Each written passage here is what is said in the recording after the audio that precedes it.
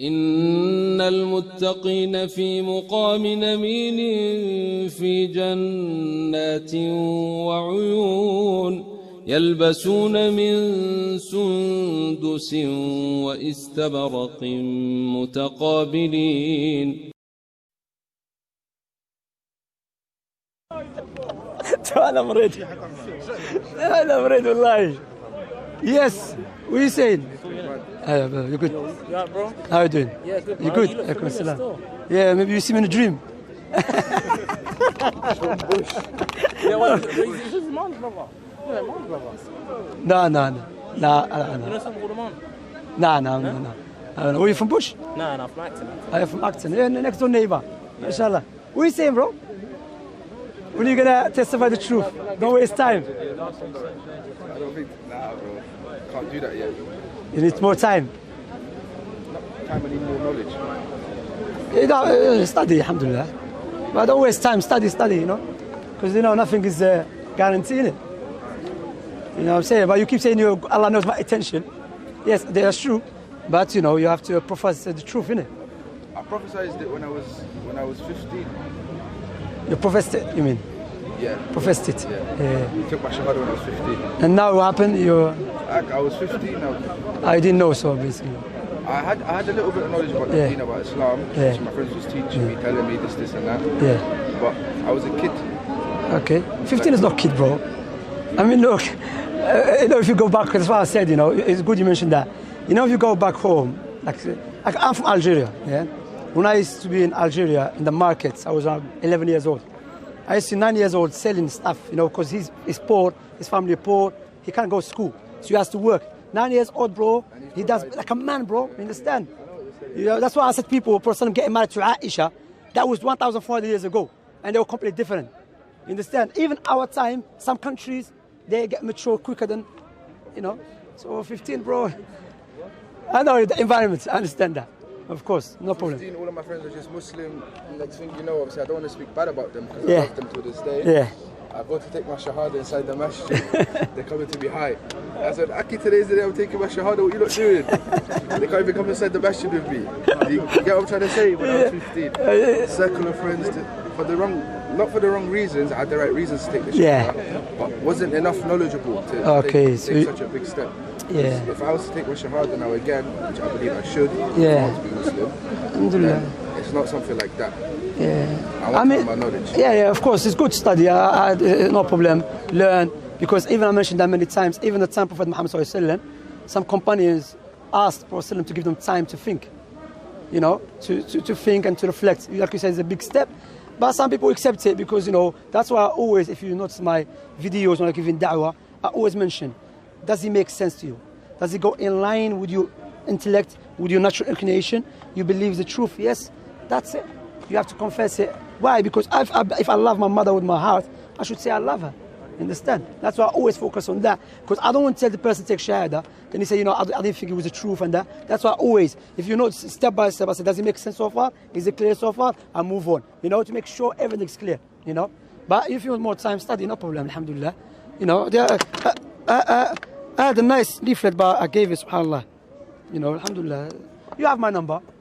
If you want to meet up, inshallah, then we can meet up. Anyway, Yes, he's my neighbor. Not far away. He's from Acton? Yeah, from Acton. Well, is Acton? North Acton. North Acton, all right.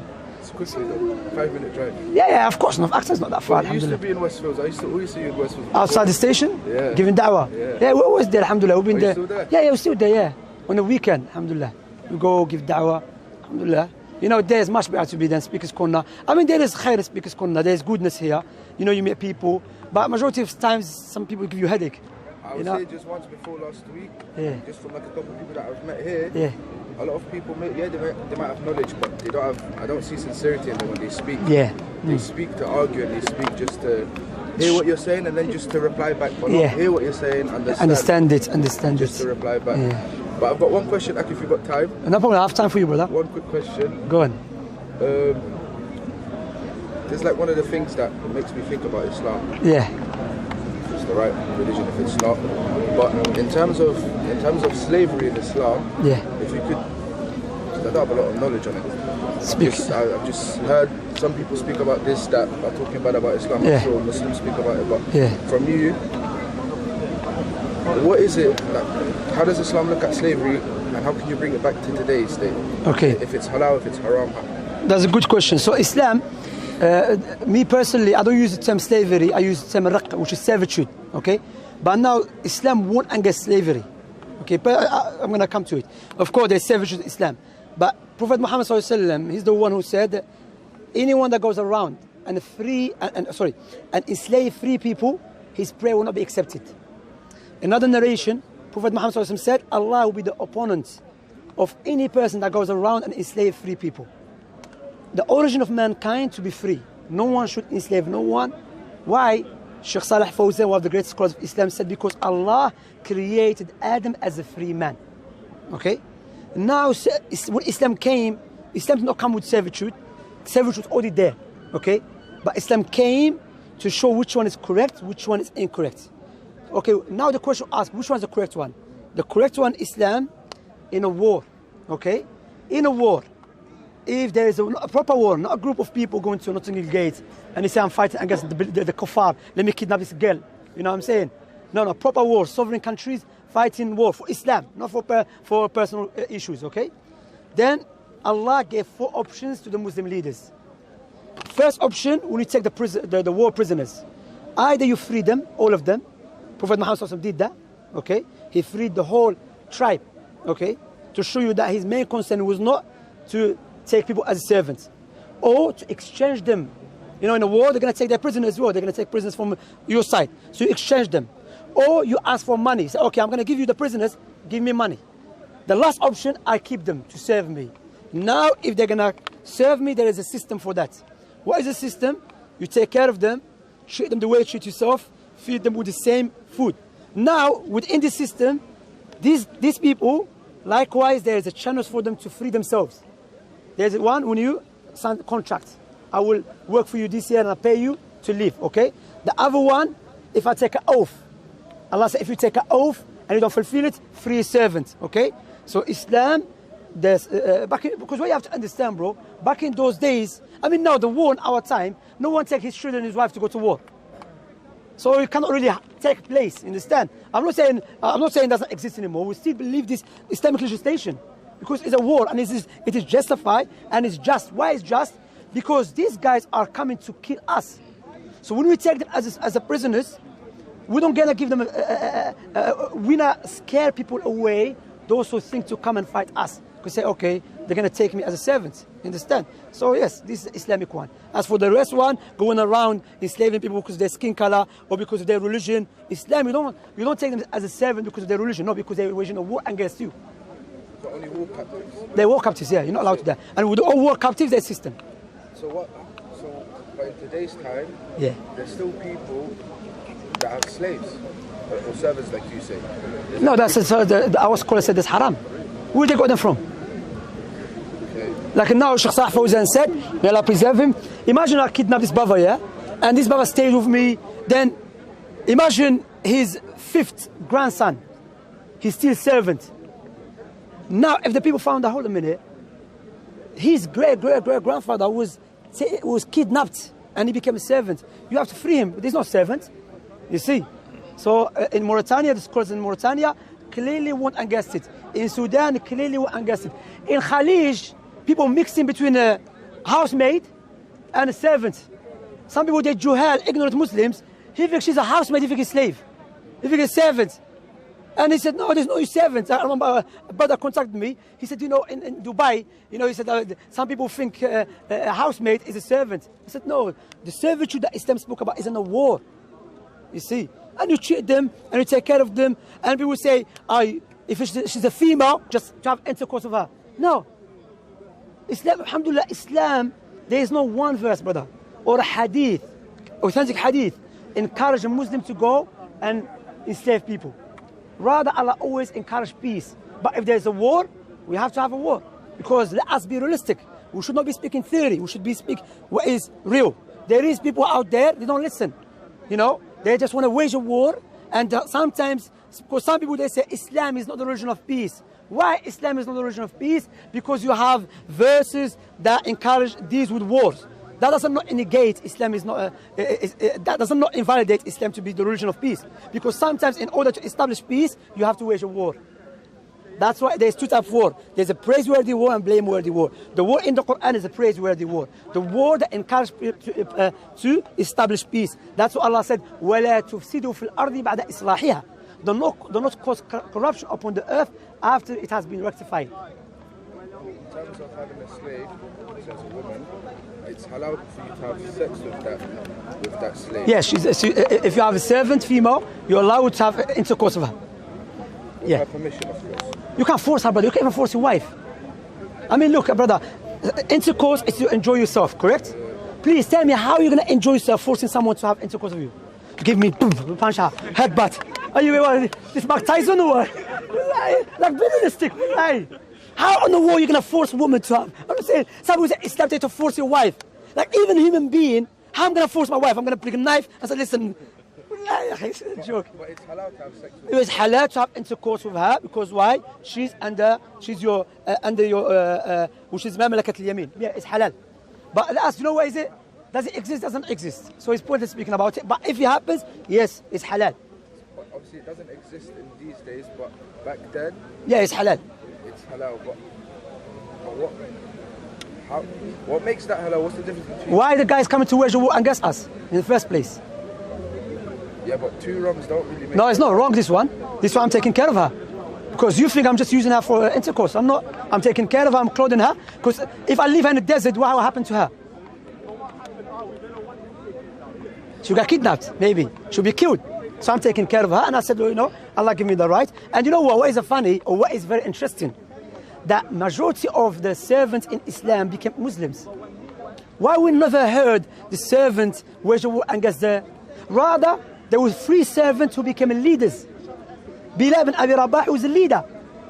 So we don't please try to compare this dirty, disgusting slavery that was done to black people to Islam. Islam has nothing to do with skin color. Islam, the reason there was a servitude, you waging a war. The outcome, because you are waging a war against people who submit to God and serve Him, God say, okay, because you are not happy for them to be my servant, and you're not happy to be my servant, you're going to be their servants, who are my servants. And that's justice. I understand that, but also once that servant, like once he's become a slave to you, like for example, I don't like to use the word slave, brother, because this slave, I don't like it. Is that not the direct translation? No, it's not, because the riq is not a slave, it's a servant. Because even there's a hadith Prophet said, do not call someone your slave. Okay, so you didn't know that? Yeah, Prophet said that. I said, yeah, Prophet said, don't call anyone your slave, because everyone's a slave of Allah. Because this is what I was thinking. Yeah. If now you're slave of Allah, then how can you have 2 masters? Yeah, no, it's not. But that doesn't negate if you have 2 masters. I mean, you have a boss, and God is your boss as well. Like in the language that we can use in English or English, God is our boss. You know, so you can serve your boss who is in your work, and you can serve your Allah subhanahu wa ta'ala. I don't like to use the word boss, but I'm just like, in English language we use it. Okay? So it doesn't go against each other, to be honest. So it's not like, obviously, the person doesn't have 2 masters, but you must obey the master. Yeah, but if the master tells you to disobey Allah, don't listen to him. Because he's the number one. That's it. That's the ultimate one. Alhamdulillah. Thank you. You're welcome, brother. All right. Alhamdulillah, no problem. And you have my number, call me, yeah? Make sure, inshallah. Even go for coffee or something, you know, my neighbor. I've got your number. Okay, take care, brother. Oh, you're lucky. Visa, man. You know, Ikhwa, I want to address a point. You know, last time I was speaking to this Albanian brother, may Allah guide him to Islam. And remember, he asked about slavery in Islam. And we don't use this term slavery, you know. But have you noticed that when I was speaking to him, not just him, when you speak to many non-Muslims, you know, I mentioned that Islam is against slavery, against going around and enslaving free people because of their skin color, because of belief. Islam, there's something called servitude. And that's only occur in a proper war. War, sovereign country with a sovereign country, okay? So the outcome of this war, you take prisoners. Those prisoners, there's 4 options. 4 options. Either you let them go for free, Prophet did it, and it's clear cut, give us a Prophet Muhammad, his first da'wah was not come, let us take people as servants, you know. Second one, you exchange them with the other prisoners. The third one is what? You ask for money and you give them. And the fourth one, you keep them as a servant to serve you. Have you noticed he left the free ones and he focused on the fourth one? Why? Let me ask you, brothers. Why he focused on the fourth one? Why he never said, okay, why you have to exchange them? Why you have to ask for money? Why he focused on the fourth one? Huh? Because he's always been misunderstanding Islam. Okay. That's what he's always heard. He's not heard all the thing. He's always heard that Yeah, one. because this, you know, if you notice, now many people, they think I'm a free thinker. But he's not a free thinker. Clearly he's been influenced by the environment that he lives in. Because this now, like this, if I said this 200 years ago, he would not have no problem with it. Or 100 years ago, he would have no problem. He would not say, yeah, but why you have to keep them as a servant, serve you and take care of them, treat them nice and everything. He would not focus on that, you understand? But now because this one, and now they changed. They said, no, we don't do it anymore because different time, different world and everything. So they focus on it, you understand? Likewise, Aisha, if you spoke to someone 200 years ago in Britain, I'm not talking about in Kandahar, or talking about Algeria. No, in Britain, if you 200 years ago spoke to someone in Speaker's Corner, Arab Speaker's Corner, Prophet got married to Aisha at the age of 9, he say, yeah, okay, Mary, all right. Yeah, okay, yeah, I have no problem with it. Why? Because it was, like, you see, it was normal. But now, the point here I'm trying to establish, also about jihad al-talab, offensive jihad, okay? Even though I explained, alhamdulillah, not like this going around, trying to take over countries, to take their resources. That's not the offensive jihad. But now, so firstly, this doesn't happen, it doesn't occur in our time. They say, akhi, forget this, Arab, you know, Arab, subhanAllah, some of them, wallah, akhi, they just talk about politics, and none of them study politics. You know, akhi, some Arab, akhi, they expert in everything, but they have studied nothing. The point here is that, have you not noticed, they talk about two things, for example, servitude. But now, there's many studies or many reports has been released, there's slavery in Britain. And there's slavery in Italy. But no one speaks about it. Likewise, jihad, talib, offensive jihad. Which Muslims are doing offensive jihad? Well, we know America is doing offensive jihad. America is invading people's countries. But no one speaks about it. Why? It's like someone who wants to rob someone. He will try to divert the people's attention from him to focus on keep robbing him. That's what they're doing. You know? That's why I have to focus. Look over there. Look over there, I'm going to take your money. That's what's happening. That's why I'm saying, look, you're speaking about something that does not happen. And even, let me make it clear. Yes, we accept that, the other option, which is servitude. However, what should we do? We should burn them or kill them. Because in our time, what happened to war prisoners? They turn into ashes. Drop a bomb, boom. Even they're gone. You see? Guantanamo Bay. In Iraq, how they've been treated. But Abu Ghraib, no one speaks about it, even forgot. But everyone remember Prophet Mohammed did 1,400 years ago. But you forgot what happened 30 years ago or 15 years ago. To show you the hypocrisy of these people. You know? You see?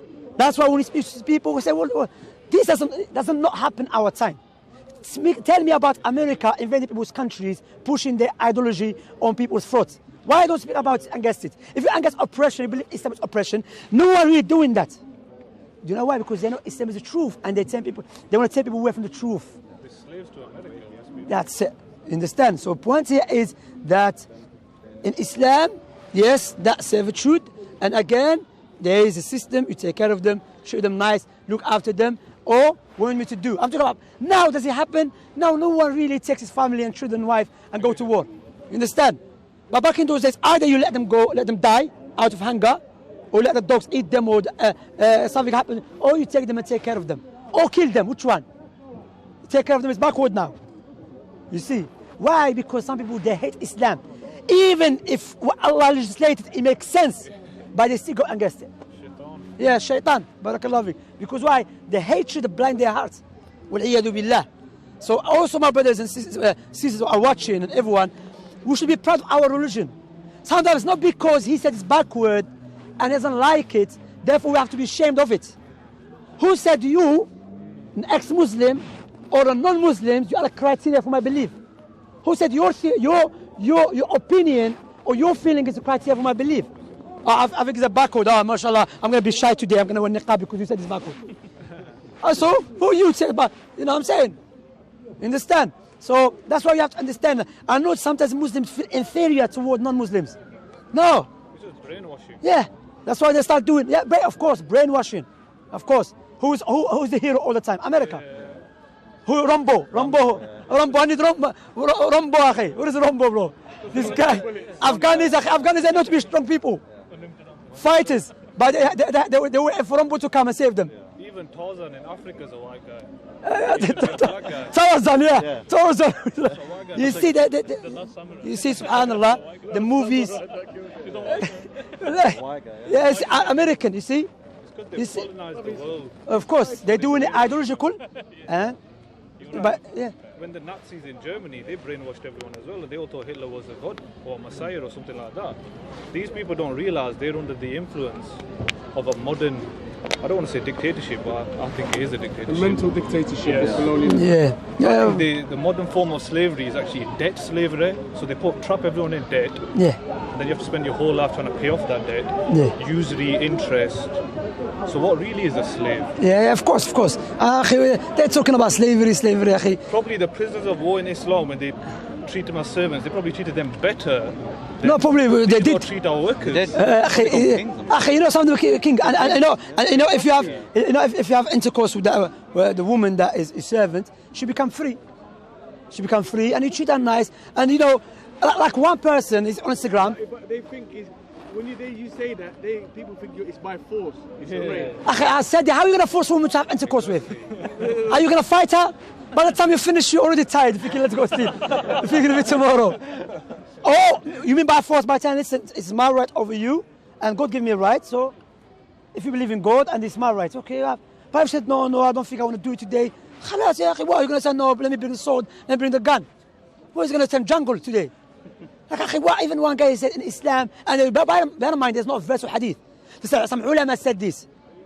Yeah, some ulama, I'm not blind for ulama.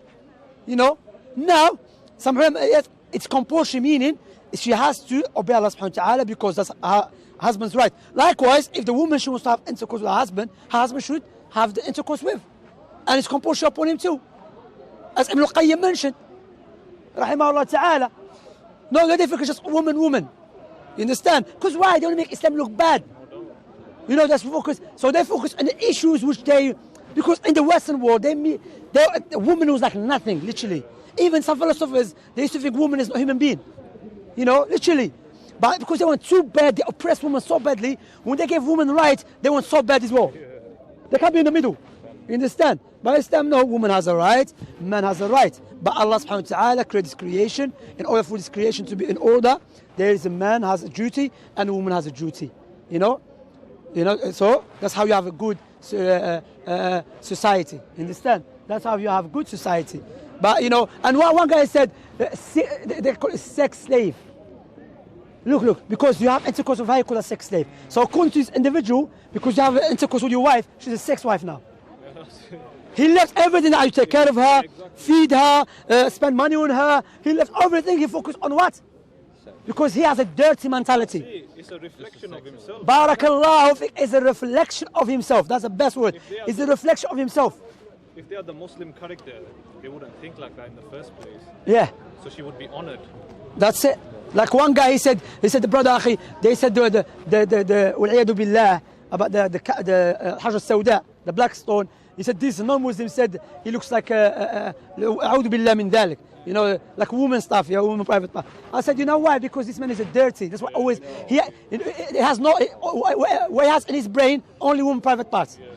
This guy, he looks stick. He thinks man private parts as well. You know, because that's why he thinks wal'iyadu billah. You see, that's how he has dirty mentality, and they try to blame Islam on the wal'iyadu billah. As the Arab said, ramatni bida'iya wa sallat. She accused me of her disease and she flew. And she has a disease, not me. They said this Arab saying. That's the point. They have the disease and they try to accuse Islam of that. Wal'iyadu billah. So firstly, yes, be proud of your deen and do not feel inferior. And if he doesn't accept it and he says backward, say, who are you to determine what is backward, what is not? Do you think because you said he's backward, khalas, we're going to leave Islam? Hey, man, innit? Alhamdulillah, we're proud. Wallahi, if it's not Islam, I don't know what I'll be doing, man. Alhamdulillah, wallahi. All of us.